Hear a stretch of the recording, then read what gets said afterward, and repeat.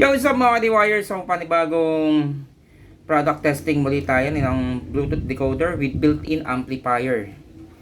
At para sa product link ng ating itong Bluetooth decoder, ilalagay ko na lang yan sa comment section at sa description. So iba ito din sa mga nauna kong ni-review at binlog na Bluetooth decoder with built-in amplifier kasi mas malakas na ito. Kung mapakikita nyo sa built-in ng kanyang ng design ng PCB, ayan mas marami na siya capacitors na. Ayan, capacitors din yan. May capacitors din yan. Tapos, ayan, may dalawa na siyang kung hindi ako nagkakamali, preamp to sa preamp section niya. Kasi nandito yung amplifier niya sa likod. So, hindi lang natin masilip yung chip na gamit yung amplifier kung wala rin kasing label sa likod. Tapos, nakadikit kasi siya So wala lang akong pag kinalas ko, wala akong pang balik. Kaya hindi ko masilip sa datasheet kung ano yung chip na ginamit. Kasi as per spec, 24 volts siya. Ang power niya is 80 watts times 2. So 160. Meron yung mas maliit dito na model na wala yung heatsink, walang heat radiator. Tapos nasa kaliwa yung volume knob on and off. Naman siya 60 watts yata, parang ganon. Ito kasi 80. Tapos meron yung mga una kong binilag, yung mga 40 watts tsaka yung 30. Yung mga una kong na-review na ito 80 watts. Tapos mas maganda na yung kanyang volume knob, hindi na ipinipindot. Ito na rin yung pinaka on and off niya. So nakakapit na sa battery natin. Ayan. Ito na, bili ko lang to sa isang sa isang nag-post sa FB Market. Sabi ko, murang-mura niya binibigay. Okay pa, maganda pa yung volts. Tinesting ko kada cell, okay pa. Pagagandahin ko na lang yan. Yan, may BMS siya. So, dadagdagan ko pa siya ng balancer para mas maganda. So, balik tayo dito sa ating binabalagyan. Na siya, naka plug in na yung kanya supply. Tsaka mga speakers na gagamitin natin pang testing. So, ang gandahan nito, bago ko syempre i-vlog, tinesting ko na siya So, ayan yung pag-open niya, hindi siya yung Bluetooth is ready to pair. Ito, yung tunog na lang, yung medyo may class na konti. Yun ang gusto ko yun, yung gusto kong tunog. Ayan, connected na siya. Yung volume niya hanggang 30. Pero kaganda kasi, tingnan, mag-ana tayo mag-play. Yung volume natin sa cellphone, makapawag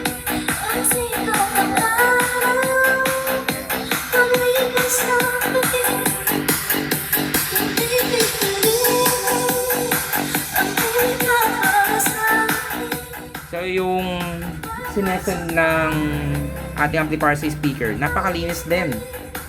Kahit na nasa maximize na yung volume niya o yung leveling niya, clear pa rin. Hindi dahil sa speaker ko yun na maganda Talagang maganda rin talaga yung sinesen ng ating Bluetooth decoder with amplifier. Kasi kung sa ibang amplifier yan or decoder, kapag yung full volume na, kahit gaano pa kaganda yung speaker na gamit mo, talagang basag na, hindi na klaro. Ito, okay na.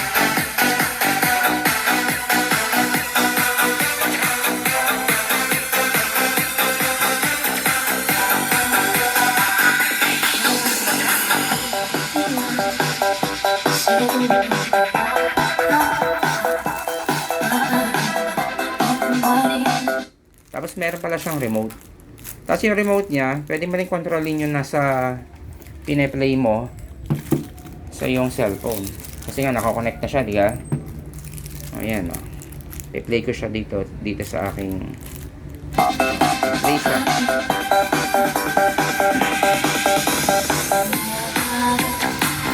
Mas malaki pati yung remote niya, hindi tulad yung dati na yung flat. Pero pagkakatanda ko pala nung binili ko ito sa Shopee, may choices pala, isang mas malapad na remote, yung malapad yung remote o itong mas malaki.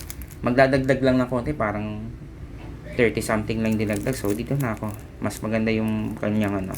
Ayan, nandito na rin yung EQ, mute, mode, ayan, channel, next, volume up, volume down. Ayan.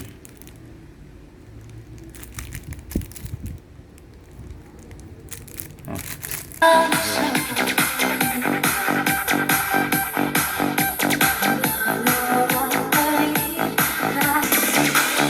So palit tayo ng music. Dito naman tayo sa reggae. Siguro hindi rin tayo makaka-copyright dito. Sana.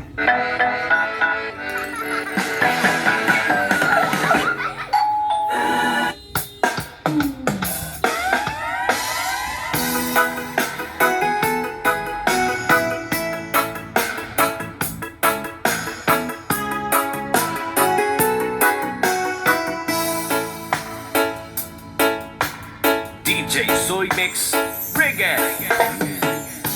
He's Romeo, he's speed, but you can't see his love. It's nothing but some fever that his old dog can turn. It's been raining since you left. So wala pa sa box yung ating speaker Kung nasa box siya, mas maganda sana yung ating pakikinig ng sounds. Pero ang linis din talaga niya magbigay ng sounds. Nakakabilib. Para sa presyo na magkano ko ba nabili ito? 300 something lang Dahil meron naman tayong voucher, nakuha lang natin siya around 320 plus. Pero yung mga presyo nito around 400. Hindi ako nagkakamali. Basta tatlo yung choices niya. Yung may 80 watts, meron 60 watts, at meron 40 watts. So hindi pa natin, isusunod natin ibablog siguro yung 60 watts. Pero parang okay dito Parang ayaw ko na bilhin yung 60 kasi nga napakinggan ko to. Tsaka yung iba pang mga mas okay na ako dito.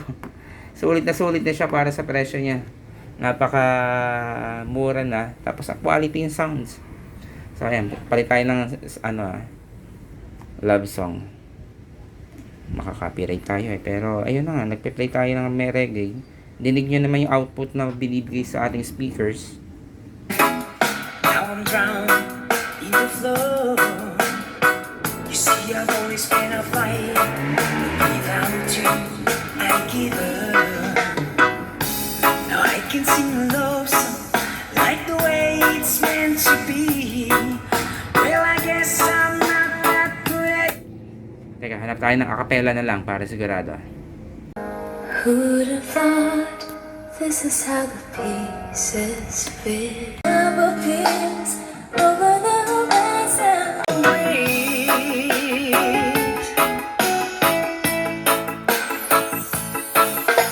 you pictures that you left behind. So yung mga ka-rewires, very satisfied naman tayo sa binayad ko sa Bluetooth decoder na ito na may built-in amplifier. Talagang malinis yung sinasend na tunog sa sa ating speakers Hindi dahil maganda yung speakers natin, kaya kahit ano pang ganda ng speakers mo, kung yung pinakang head unit mo or yung pinakang nagsesend ng tunog, amplifier or whatsoever pa na meron kang pang processor, basta yung amplifier mo pangit mag-send ng tunog, wala rin So ayan, meron na pala siyang built-in mic, so testingin din natin. Wait, kukuha tayo ng mic. So yun, gamit nating mic, itong Platinum. Pero parang same lang to ng yung mga mic na nabibili sa roon na tigti 300 or 250 dati. So yun, lapit na, naka-on lang. Pero wala akong nadidinig na feedback. Ako niyan Hey, sound check. Hey, test. So, okay din. Ang ganda rin ng mic niya, meron na siyang built-in din na echo or delay. So walang knob yan na adjustment para sa mic, walang volume up or volume down para sa mic. Pero ayan wala lang sa box yung ating speakers, kaya parang hindi ganong ka basic yung boses mo. Pero okay Ako ay may lobo, lumipad sa langit. Yan, clips din ang tunog. Hey, sound check. Hey, test. Sound check. So yung gamit natin mic, pang video pa to, hindi yung magandang klase, pero okay hindi lang siya ganun ka-powerful dahil na walang adjustment, parametric adjustment para sa mic, pero okay na Hey, sound check. Hey, test. Sound check. Hey, test. 1, 2, 1, 2. Hey, test. So, testingin natin kung together din mag-volume down kapag binolume natin yung ating decoder. Hey, sound check. Hey, test. Sound check. Hey, sound check. Ay, namatay pala. Hey, sound check. Hey, test. Sound check. Hey, test. Sound check. Hey, test. So, hindi kasabay yung mic sa volume. Sa ito to. Hindi siya kasabay dyan. Kasi wala feedback oh. Bukas yan ha. Oh. Hey, sound check. Hey, check. Ayan, nagka-feedback ng konti. Nung lumapit ako. Hey, sound check. Pero pag yung mic lang oh. Pero kapag lumapit yung may hawak ng mic, ayan, nagdan lang siya nagka-feedback. Ayan, medyo malapit tayo. Hey, sound check. Hey, test, sound check. Oo. Pag maano lang, pag yung malapit din yung may hawak ng mic. Pero kapag nasa stand to, tingin ko walang ka-feedback. So, matinis pa yung gamit natin Twitter. Hey, sound. Ayan, pag napalakas din siguro. Pag napalapit din yung mic sa bunganga.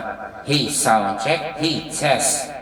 So, dapat talaga, pag hawak ng mic, huwag ididikit yung bibig para iwas feedback din yan. Ayan. Pero ang lanes din eh, oh. Kahit pa paano, siguro kung nalagyan ng ng external na mic, tawag dito, yung katulad ng V8, pwede na, tingin ko. Maganda na yung ibibigay na sound sa mic nito. So, yung mga ka-DIYers, napapalakas at papaligid talaga. So ayun mga ka-DIYers, talagang natuwa ako dito sa Bluetooth decoder nito na merong built-in amplifier. Talagang satisfied tayo. So bala ko dito gumawa ng siguro ang gamitin ko dito yung dalawang 4 inches na tig-dalawa 4 inches ng Broadway na woofer, tapos tig-isang tweeter na ganito rin, silk, para 4 ohms load. Kasi maganda talaga dito i-maximize na natin 4 ohms load. Tapos kanina pa tayo testing. Ayan. Oh, yung normal na init lang, hindi yung nakakapasok. Bago tayo mag-video, talagang tinetesting ko muna ng babara na at least kalahating oras, tapos naka-maximum yung kanyang volume. So, para sa product link na to, ilalagay ko na lang dyan sa comment section tsaka sa description box. So, patuloy lang tumutok at ang dami na natin pending na gagawing project. Pero sa kanya, gagawin natin lahat yan pag meron na tayong maraming time at marami tayong budget din. So, yan. Salamat sa patuloy niyong pagtutok.